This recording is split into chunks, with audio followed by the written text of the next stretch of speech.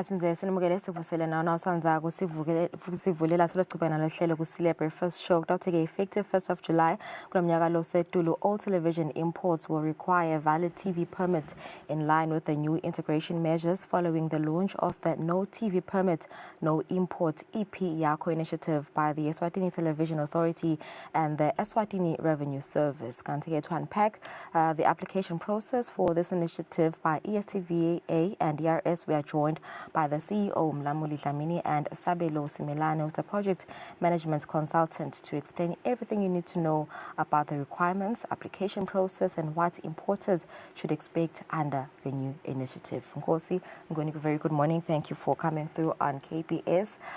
This campaign is already trending on social media, and so Tsamoguti Emaswati ya understand ukuthi ingani kahle kahle kepha sicela ukuthi nisichazele kabantu ukuthi Nkosi mhlambe nangaqala ngayo ukuthi iyini kahle kahle le campaign lena yini lenifisa ngiphi message mhlambe lenifisa kuyivetela service amaswati.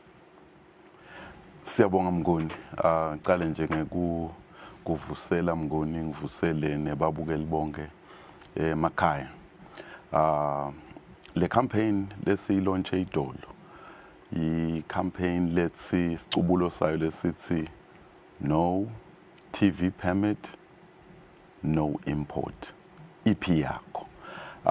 Lesho ukuthi kuze kusukela mhla ka1 enyangeni ya July -1 yonke iTV lengena la Swatini seyitawudzinga ukuthi ibe ne-import permit.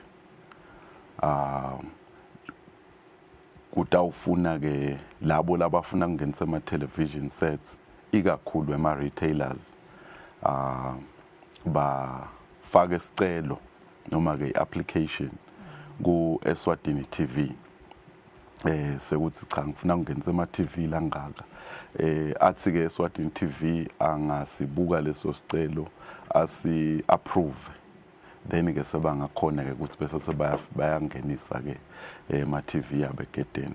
Lokukhulu nje lesifuna ukuveta esiveni semaswati njengoba usho nje sesiya trenda na ku social media Mngoni ngulokuthi kude ma-fees lamasha leswa introduceako ngale initiative le.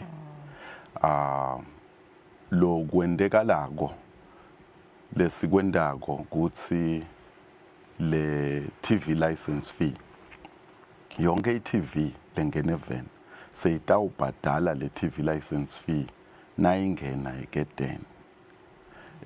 Sikwenda loku Mngoni ngesizathu sekuthi kube nekhala lokukhulu kumaswati la kule business yekuthengisa ama-TV. Akhala ngekuthi sibathe sizama ukuthengisa lapha sibathe sizama impilo ibhizinisi yahamba. Ithathwa ngilaba lekubona sathi abalandzeli lomthetho. So sikwenda ke lokhu sizama ukuthi simane pheceleti to level the playing field so that everybody plays by the same rules. Kuma mhlawumbe sengakachubeke nje ngibuye ngakuwe nje Mngoni nangikhumula kahle lomthetho vele uthi konke lokukhokha nje sithombe siyakubhadalela lo fire cards wala ama TVs nama decoders but siyadibona nisifika esikhathini lapho sesikhanza sithi sibhadelela yonke info because now we stream on our cell phones, our tablets, computers. Sitawufika sithi khanzeni ukuthi sibhadalela konke ama computers sibhadala TV license for everything amakwanyalo vele sisafocus kakhulu ngala kuma TVs nama decoders. Asivusele kuwe Maswati sivusele nakuwe madam. Kwanyalo lolu hlelo lubuke ema television sets nema decoders. Nanakulokunye labasisithi ma set top boxes lo lokuletha sithombe emakhaya.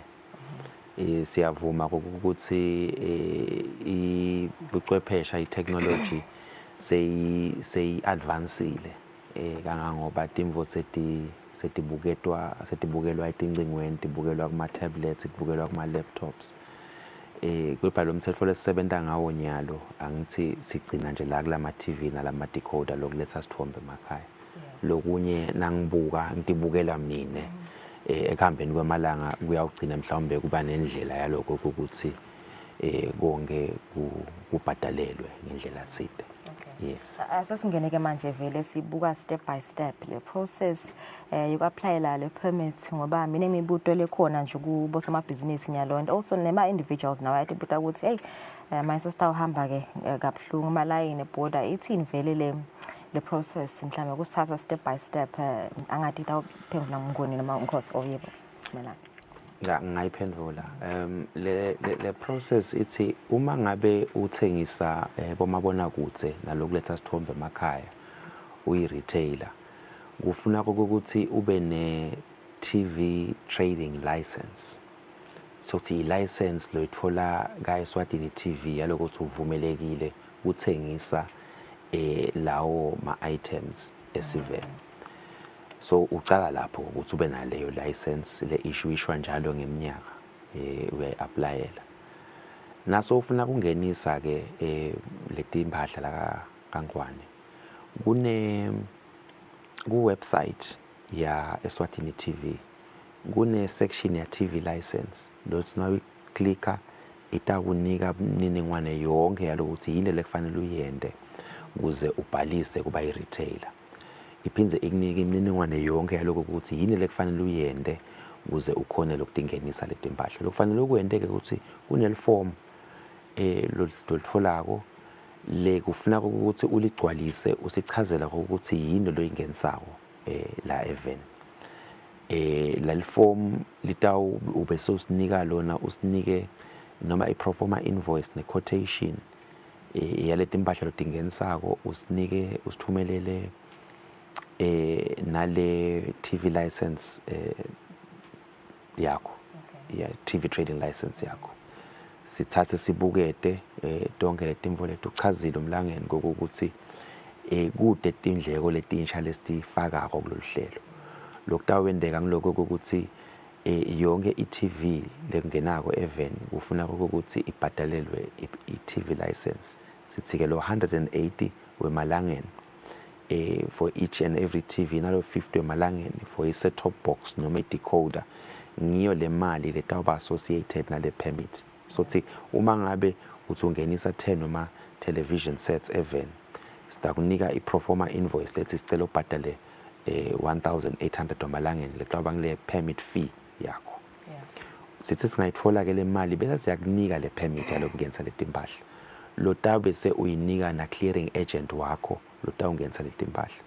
Thineke sinendlela yekusebenzisana naye IRS lesitawu bese siyasho ukuthi le nkampani lena seyivele seyibhadele le permit leti impahla latawutingenisa sitawucela ukuthi intivume letingene. Lokusho ukuthi ukwenda konke lokho before uhambe noma before magoods angene la eSwatini.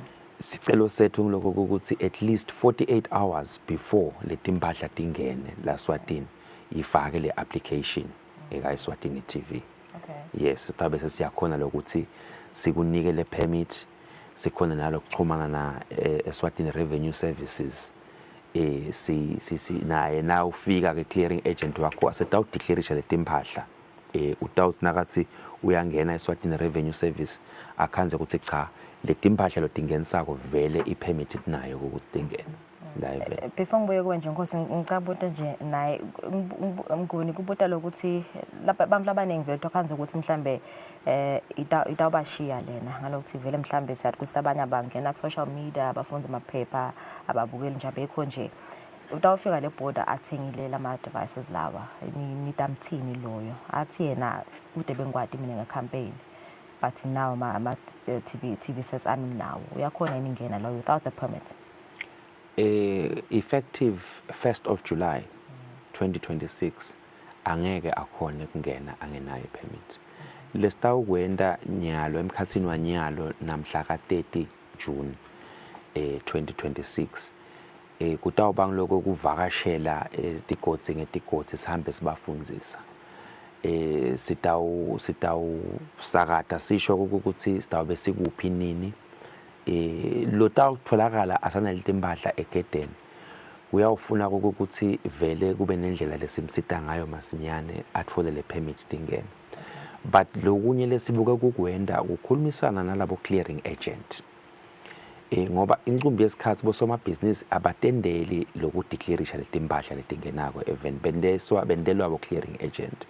so nakwati clearing agent utawukhona kumluleka ukuthi oh leti impahla leti naleti titawudzinga ukuthi uye eSwatini TV bakunike ipermit ifakwe la kule system sitawukhona lokho kusiclearishe. Okay. Yes. Inkosi ngibuya ngakuwe Dlamini ingabe vele umbuto lomkhulu nje ukuthi why this campaign now? Kube yini mhlambe isidingo lesikhulu sale campaign kumbe ngabe sibona level of compliance yehlile yini vele kuma retailers nawe ama individuals ingabe indlela ibonile kuze nisukumisene nomkhankaso? Uteka yona Mnguni. I-compliance rate vele siyayibona yehlile.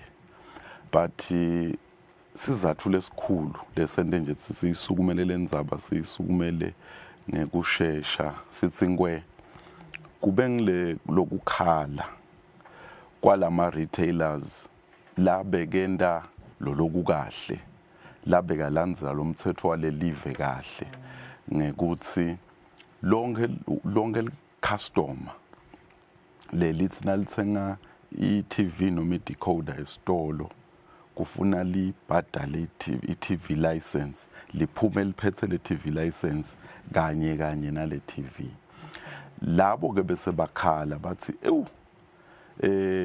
yesekwenteka nyalo iyafika le client kimi ngiyithengisele le TV noma leyo decoder Mnguni Mthombeni kepha nasekufika isikhathi lapho khona sengithi kufuneka ke ube sesubhadala ne-TV license bese le-client lithi awu asewume kancane asengiyengcenye ukhanze ethi mhlawumbe engcenye la leya khona vele khona batawuvuma lokuthi iphume le-TV ide le-TV license kanti phela sekuphuleka lo mthetho welive. So number 1 nje silive singemaswati silive leligovernishwa imithetho kungumthetho welive nje lokho ukuthi iTV ayiphume esitolo ingakabhadali iTV license. So nako lesizama ukulungisa ukuthi asichubeke sibe ngumthetho sibe maswati sibe mabhizinisi lalandzela lo mthetho welive. Kwesibili ube ngiko ke lokuthi njoba sengibekisile nje le business vele bese ikhwesha kulaba labenda labalandzela lo mthetho kahle seyiya kakhulu kulaba labangalandzeli lo mthetho labaphula lo mthetho. So sekugcina sekuthi lo wenta kahle seyiyawa seyingathi seyiyawa le business yakhe ama sales akhe sekashona phansi. Ngibukela betekithi bakhala bahlaba inyanza leyo bathi bese baze basikhomba bathi hambani kunanguya nguye lo gangakho hambani kunanguya nguye lo gangakho so sisukumele etulu kangaka nje sithi cha asithole indlela leta kwenda nje ukuthi leli ground lekudlala libe level wonke umuntu onke lama retailers la khona adlale under the same rules noma sebenze under the same rules nguloko nje Mthombeni. Yavakala Nkosi Mngweni ubuya ngakuwe sesibuka nje ama individuals ukuthi kune ama individuals mhlambe lokhanze ukuthi batawusebenzisa ama couriers services batawuthenga lama TVs online lomunye utawuthi mine ngiphiwe ngumzala wami le TV ingabe labo ke nibabuka kanjani in terms of kuthola lama permits? Ngiyabonga Mthombeni ema individuals wona akayidzingi ipermit ema individuals atawuvumeleka ukuthi ngeminyaka angenise umuntu ngemuntu 2 ama television sets ngeminyaka kodwa ke lesikubuke ukuthi kutawube sekuyendeka ngoba lele sebenza ngawo umthetho uthi cha onke ama television sets la 7 ufuna ukuthi abe ne TV license bona sitawukhona lokubendela nje le license lapha egedeni bayithole as ingena le television set la khaya ukhanze ukuthi sesekunikile license yakho. Yes. Okay. Ingabe bunganani vele bungodi ukuthi kungene vele lama unlicensed or unauthorized devices lapha eSwatini nasibuka nje ama security risks?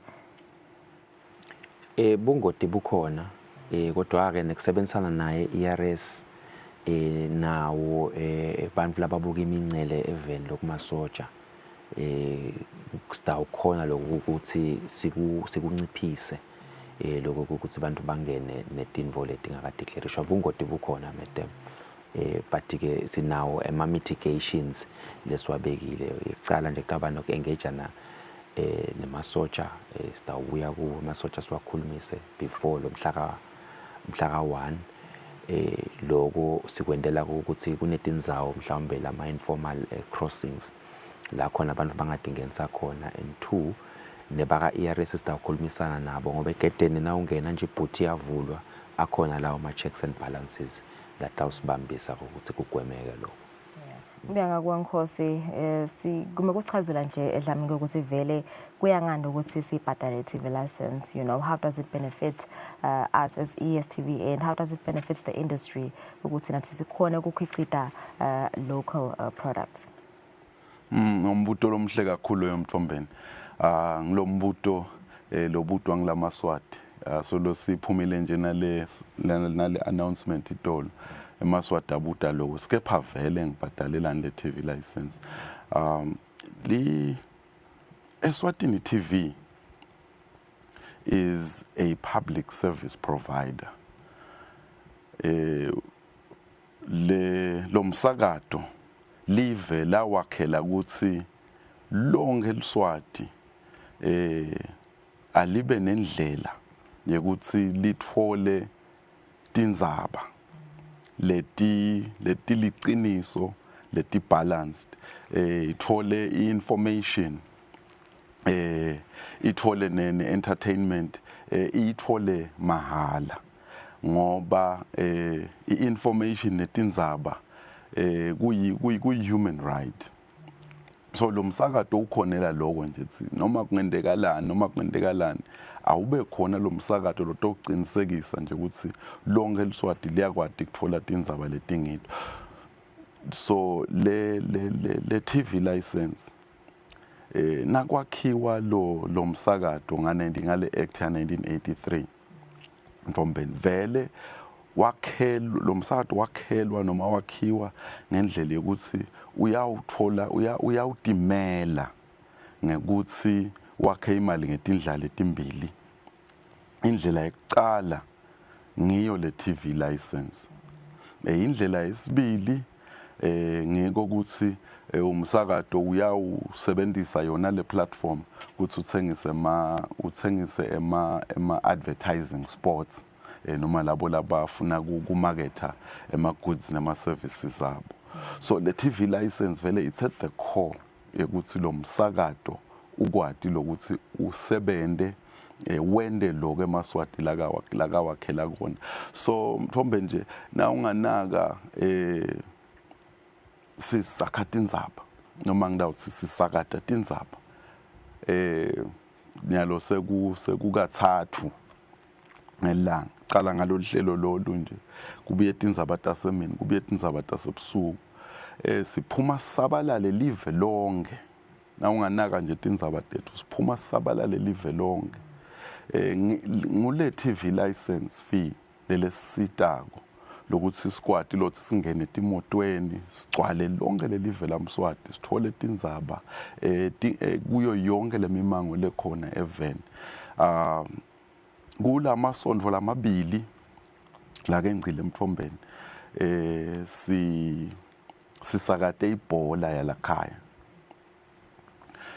indvo lengakavame even indvo lengakavame even kakhulu kuba ngilokudula kwalokweni kwekusakada nje ngidawuthi ibhola kepha sikwendile and siyafuna sichubeke sikwende and lokutawusita lothi sikhone lokuchubeka sikwende sikhone lokubamba noma kubhadala letindleko letifunekala ukuthi kuzukwende kufuneka le mali lesiyithola through le TV license fee.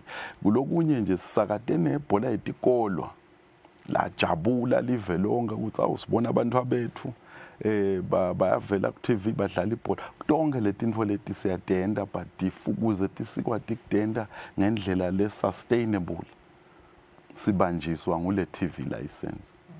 Ngiyavakala Nkosi sami ukuthi namaswati ayeva emakhaya Mnguni ubuye ngakonje ngaphambi kokuthi siphethe how are we raising this awareness yale campaign adaba khona in road shows social media yes sikhona ngitiphi letinye inhlelo esitawudenda kuzama nje kwanzisa na information. Siyabonga kakhulu Mfombeni for lo mbuto. Sitawuba nawo ama road shows sibukele liviki leliqala mhla ka-8 June ukuthi sitawuphuma sabalale live lonke. Sitawukusho lokho ukuthi sitawube sikuphinini